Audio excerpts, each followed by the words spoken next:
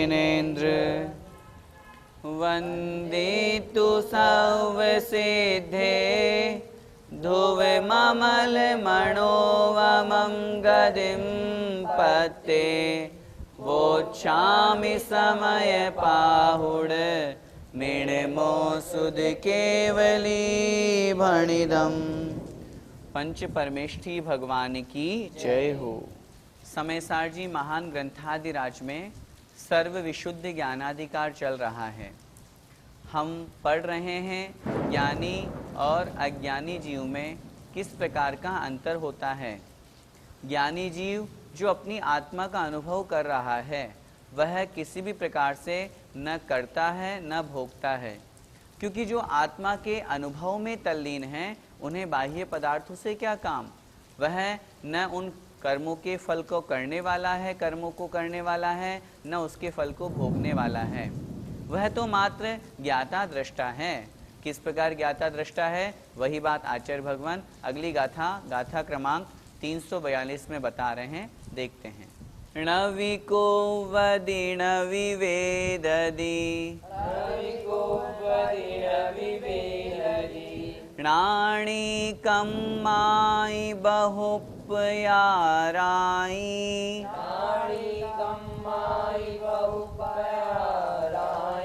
जानदि पुण्यकं फलम् बंधं पुण्यं च पावं च बोलिए। णविको वदिण विवेददि णाणिकं मायि बहुपयारायि जानदि पुण्यकं फलं बंधं पुण्यं च पावं च। णविको वदिण विवेददि णाणिकं मायि बहुपयारायि जानदि पुण्यकं फलं बंधं पुण्यं च पावं च। अर्थ देखें। णवि कुव्वदि णवि वेददि। णवि अर्थात नहीं, कुव्वदि करता है। णवि अर्थात और नहीं, वेददि अर्थात वेदन करता है, भोगता है। बात चल रही है यहाँ पे णाणी अर्थात ज्ञानी जीव की। ऐसा ज्ञानी जीव जो राग से रहित होकर के शुद्ध आत्मा की अनुभूति कर रहा है, वह ज्ञानी जीव कमाई कर्म के फल को, जो कि कैसा है, बहुपयाराई बहुत प्रकार का है, अनेक प्रकार का है।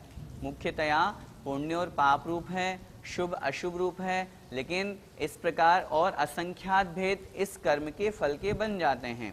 जितने जीव उस अपेक्षा से भेद, तो उस कर्म के फल को जो बहुत प्रकार का है, उस बहुत प्रकार के कर्म के फल को णाणी अर्थात ज्ञानी जीव न विकुव्वदि न तो करता है, न विवेददि और न ही भोगता है, न वेदन करता है। फिर क्या करता है? जानदि पुण्यकम फलम। पुण्य मतलब पुनः है, बल्कि जानदि जानता मात्र है, ज्ञाता मात्र बना रहता है। किसका?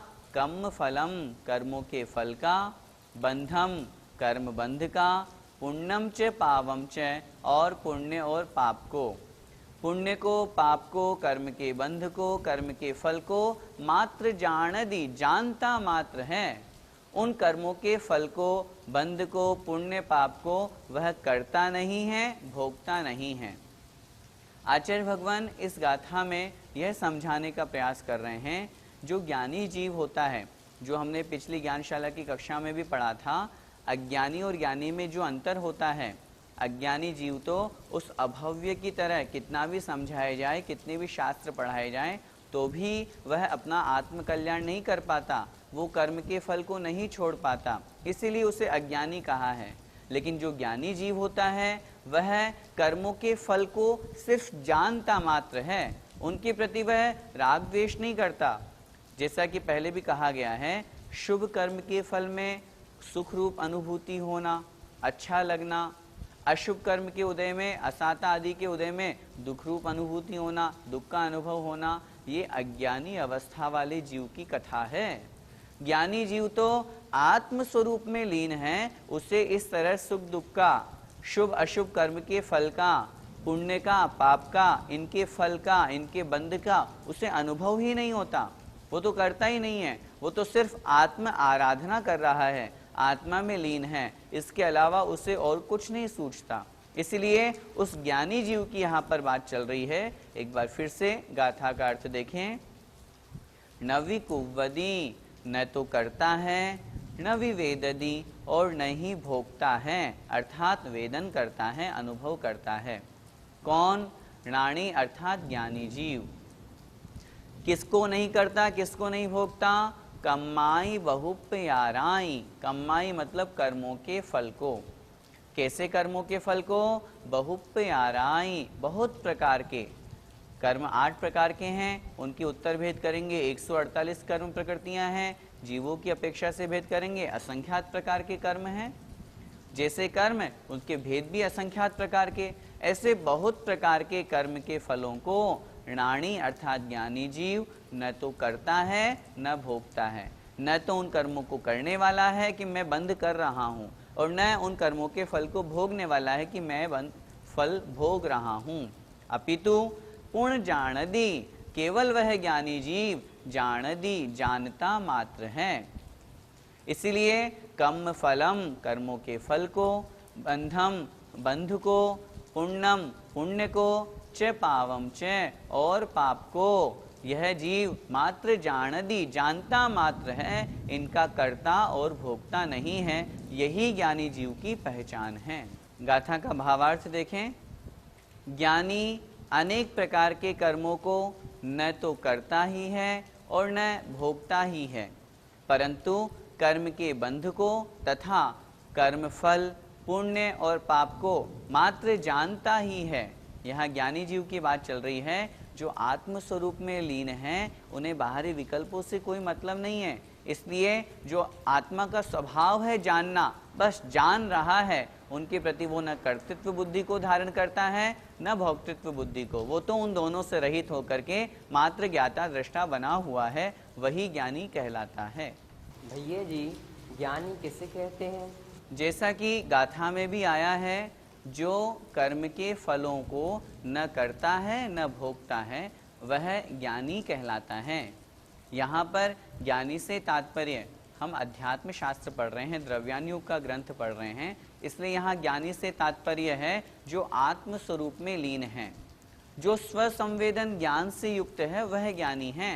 स्वसंवेदन का मतलब आत्मानुभव, आत्मानुभूति, शुद्धोपयोग, वीतराग चारित्र, यह अवस्था जहाँ प्रकट होती है वह ज्ञानी जीव कहलाता है, और इससे रहित जो है वह अज्ञानी कहलाता है।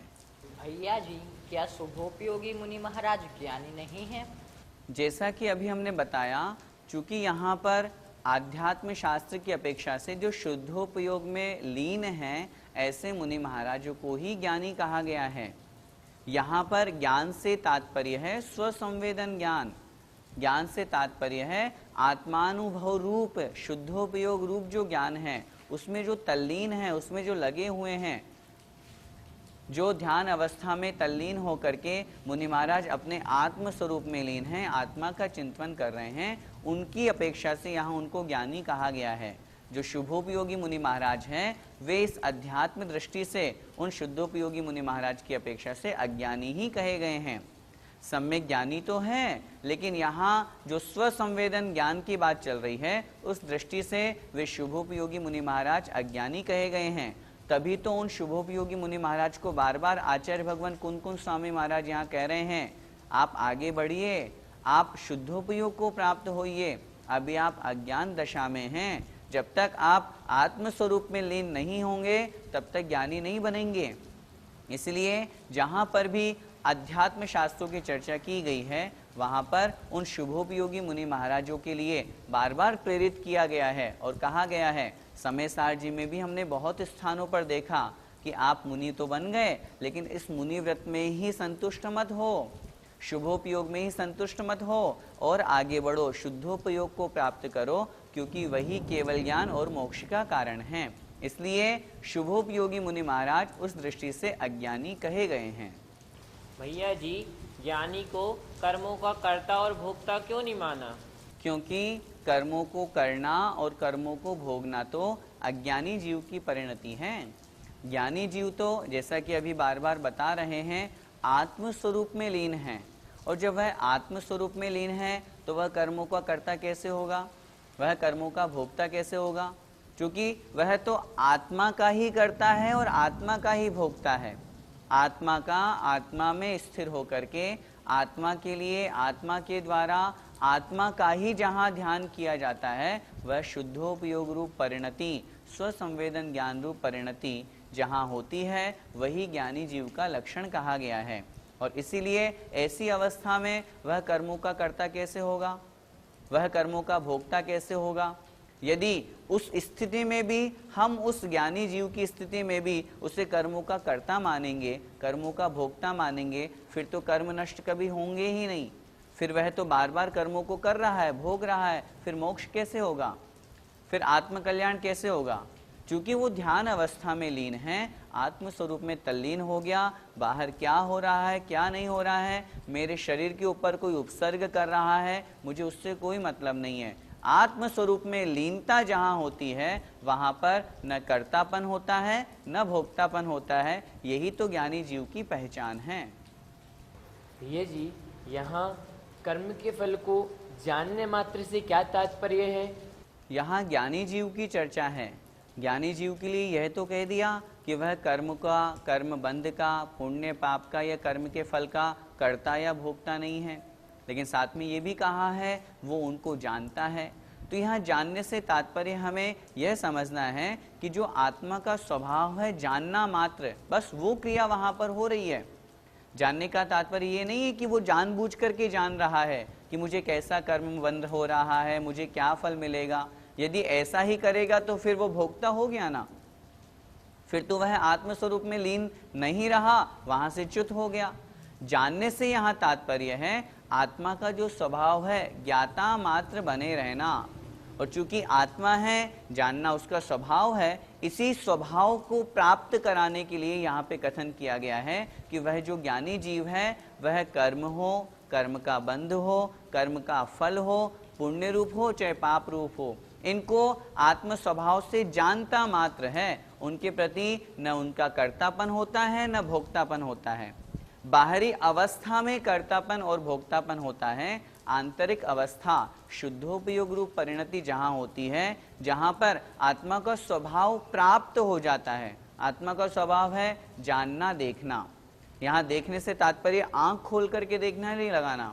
ज्ञान, ज्ञाता दृष्टा, ज्ञानोपयोग दर्शनोपयोग, उस स्वभाव को जब आत्मा प्राप्त कर लेता है तो बाहरी परिणति से पूर्ण रूप से छूट जाता है, और यही अवस्था उस ज्ञानी जीव की कही जाती है। और इसी कारण से उसे मात्र कहा है तुम जानो देखो।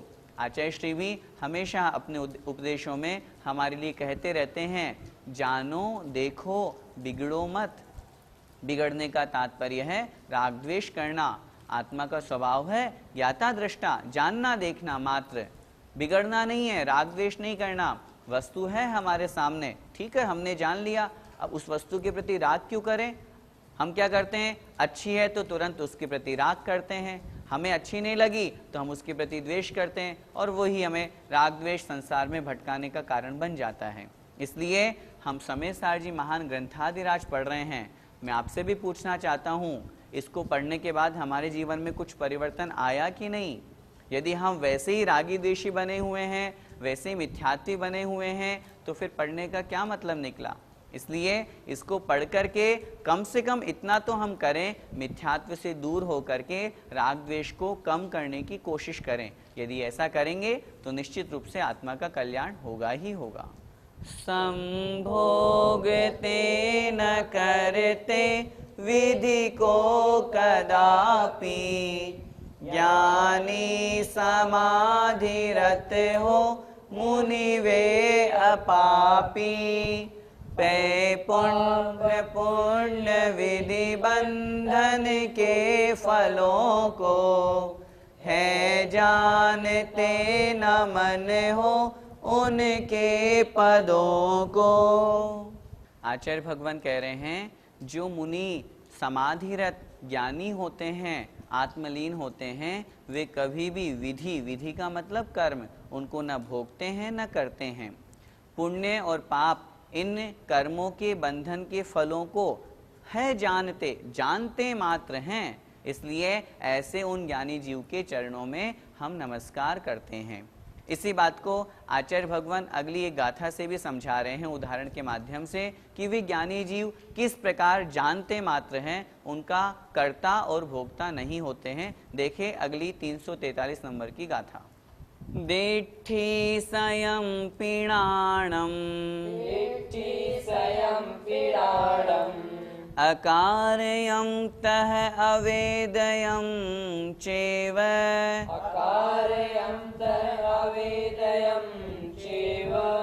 जाणदीय बंध मोक्षम कमुदयं निज्जरं चैव। बोलिए, दिट्ठी सयं पीणाणम अकारयं तह अवेदयं चैव जाणदीय बंध मोक्षम कमुदयं निज्जरं चैव। दिट्ठी सयं पीणाणम अकारयं तह अवेदयं चैव जाणदीय बंध मोक्षम कमुदयं निज्जरं चैव। गाथा का अर्थ देखें। यहाँ आचार्य भगवान दृष्टि, नेत्र के उदाहरण से हमें समझा रहे हैं। दिट्ठी सयं पीणाणम, दिट्ठी मतलब दृष्टि अर्थात चक्षु इंद्रिय, नेत्र। स्वयं पी अर्थात स्वयं ही। जिस प्रकार दृष्टि से, आंखों से हम जो कुछ भी देखते हैं वो सिर्फ देखते ही हैं, क्या वह दृष्टि, क्या वह आंख उनका कर्ता या भोक्ता होती है? उस आंख ने इसको किसी को बनाया, उसी को देखेगी, या दृष्टि मात्र देखने का काम करती है? उत्तर मिलेगा, दृष्टि मात्र देखने का ही काम करती है, उन वस्तुओं का कर्ता या भोक्ता नहीं होती है। ठीक उसी प्रकार ज्ञानम अर्थात जो ज्ञान होता है वह भी अकार्यम तह अवेदयम चैव। अकार्यम अर्थात अकर्ता, अर्थात कर्ता नहीं होता। तह मतलब वैसे ही, अवेदयम वेदन करने वाला नहीं होता, अर्थात अभोक्ता कहा गया है, भोक्ता भी नहीं है। क्या मतलब? ऊपर की दो पंक्तियों में आचार्य भगवान दृष्टि की उदाहरण से हमें समझा रहे हैं। यह जिस प्रकार दिट्ठी मतलब जो दृष्टि होती है, नेत्र इंद्रिय होती है, वो स्वयं अपने आप से ही जानती देखती है। जानती देखने से तात्पर्य है वह किन्हीं पदार्थ को करती नहीं है, किन्हीं पदार्थ का अनुभव नहीं करती कि अनुभव करेगी या करेगी तभी उस पदार्थ को जानेगी। वो तो मात्र जानती है, सिर्फ देखती है। तह उसी प्रकार जो ज्ञानी जीव है, ज्ञानम अर्थात जो ज्ञान है, उस ज्ञान से सहित जो ज्ञानी जीव है वह भी जानदी, जानता ही है, जानता मात्र ही है। यह मतलब और बंध मोक्षम किसको जानता मात्र है? बंध मोक्षम बंध को, मोक्षम अर्थात मोक्ष को, कमुदयम कर्म के उदय को, निज्जरम चैव और कर्म की निर्जरा को। यहाँ पर प्रश्न उठा था, शिष्य ने प्रश्न किया, भगवान आपने बताया कि ज्ञानी जीव सिर्फ जानता है, तो कैसे जानता है? वह कर्ता और भोक्ता कैसे नहीं है? उसका उत्तर आचार्य भगवान दे रहे हैं इस गाथा में। जिस प्रकार दृष्टि नेत्र इंद्रिय होती है, वो सिर्फ स्वयं अपने आप आँख से, वह आँख देखती मात्र है, उस किसी पदार्थ को वो करने वाली अथवा भोगने वाली नहीं होती है। ठीक उसी प्रकार जो ज्ञानी जीव होते हैं वो सिर्फ पदार्थों को जानते मात्र हैं, उन पदार्थों को करने वाले अथवा भोगने वाले नहीं होते हैं। एक बार फिर से गाथा का अर्थ देखें। दिट्ठी अर्थात दृष्टि अर्थात चक्षु इंद्रिय, स्वयंपी अर्थात स्वयं ही, ज्ञानम अर्थात ज्ञान। अभी हम अर्थ लगाएंगे अन्वय से, तो ज्ञान को साइड में रख के अर्थ लगाएं। दिट्ठी स्वयंपी अकार्यम अर्थात जो दृष्टि है, चक्षु इंद्रिय है, वो स्वयं ही अकार्यम अर्थात करता नहीं है। तह अवेदयम चैव और वैसे ही भोक्ता भी नहीं है। दृष्टि का काम है देखना मात्र, जानना मात्र, वो उसने जान लिया, लेकिन वह जो दृष्टि है वो कर्ता भी नहीं है और भोक्ता भी नहीं है। तह उसी प्रकार अब उस णाणम शब्द को ले लीजिए। णाणम अर्थात जो ज्ञान है, जानदी जानता मात्र है। वह जो ज्ञानी है वो जानते मात्र हैं, उसके प्रति कर्तापन या भोक्तापन नहीं रखते। किसको जानते हैं? बंध मोक्षम, बंध को, मोक्ष को, कमुदयम कर्म के उदय को, निज्जरम चेवै और निर्जरा को। जितने भी तत्व हैं, पदार्थ हैं, द्रव्य हैं, इन सबको वे ज्ञानी जीव जानते मात्र हैं। और जानते भी कैसे हैं? आत्म स्वरूप में जिस प्रकार लीन हो जाते हैं, आत्मा के स्वभाव को प्राप्त कर लेते हैं। तो आत्मा का स्वभाव तो है जानना देखना, वो कैसे छूटेगा? और उसी स्वभाव के कारण से उनका जानना मात्र कहा जाता है। जिस प्रकार केवल ज्ञानी जीव होते हैं, वो किसी भी पदार्थ को जानते देखते नहीं हैं, अपितु उनके ज्ञान में अपने आप झलकता है। एक होता है देखना, एक होता है दिखना। देखना राग का प्रतीक है, दिखना वीतरागता का प्रतीक है। केवल ज्ञानी किसी वस्तु को देखते नहीं हैं, अपितु उन्हें दिखता है, क्योंकि वह आत्मा का स्वभाव है। ज्ञान दर्शन आत्मा का स्वभाव है, वो छूटेगा थोड़ी ना।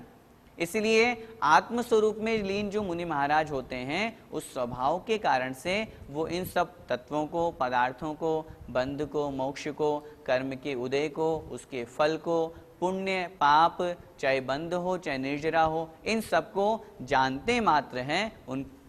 उनके प्रति कर्तापन या भोक्तापन नहीं रखते, जिस प्रकार वह दृष्टि वह नेत्र इंद्रिय नहीं रखती है। भावार्थ देखें। जैसे चक्षु देखने योग्य पदार्थ को देखता ही है, उसका कर्ता या भोक्ता नहीं होता। जैसे नेत्र इंद्रिय से हम जो जानते हैं, जो देखते हैं, उनको हम देखते ही तो हैं। जैसे उदाहरण से हम समझे, हम समेसार जी की जिनवाणी को देख रहे हैं, तो क्या इसको हमने बनाया है? इसके कर्ता हम हैं या इसके भोक्ता हम हैं? या चक्षु इंद्रिय है क्या? नहीं है। चक्षु इंद्रिय का काम है सिर्फ देखना। जिस प्रकार चक्षु इंद्रिय उस पदार्थ को मात्र देखता है, उसका कर्ता या भोक्ता नहीं होता, उसी प्रकार ज्ञान भी बंध मोक्ष कर्म के उदय कर्मों की निर्जरा को जानता मात्र है, जानता ही है, कर्ता और भोक्ता नहीं होता है। चक्षु इंद्रिय का बहुत सुंदर सा उदाहरण यहाँ पर आचार्य भगवान ने प्रस्तुत किया है। चक्षु इंद्रिय सिर्फ पदार्थ को देखती है, उनको ग्रहण नहीं करती है, उसकी कर्ता या भोक्ता नहीं होती है। ठीक उसी प्रकार विज्ञानी जीव आत्म स्वरूप में लीन होकर के उन तत्वों को, पदार्थों को, कर्म और कर्म के फलों को, बंध को और मोक्ष को जानते मात्र हैं, कर्ता और भोक्ता नहीं होते हैं। पंडित जी, दृष्टि को अकर्ता और अभोक्ता क्यों कहा गया है?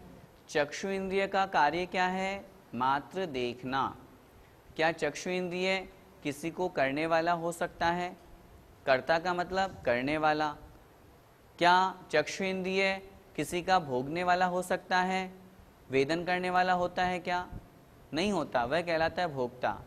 चक्षु इंद्रिय का कार्य है सिर्फ देखना, इसीलिए तो आचार्य भगवान उसका उदाहरण दे रहे हैं कि चक्षु इंद्रिय जो देखने योग्य पदार्थ है, सिर्फ उनको देखता मात्र है, उनको करने वाला और भोगने वाला नहीं कहा गया है।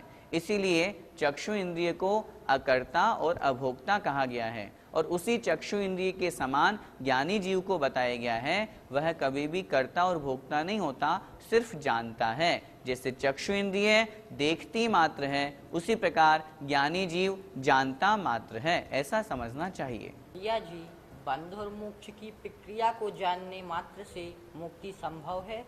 जब शुद्धोपयोग में युक्त साधु मुनि महाराज आत्मस्वरूप में लीन होते हैं, तो जानते मात्र हैं, सिर्फ ज्ञाता दृष्टा मात्र बने रहते हैं।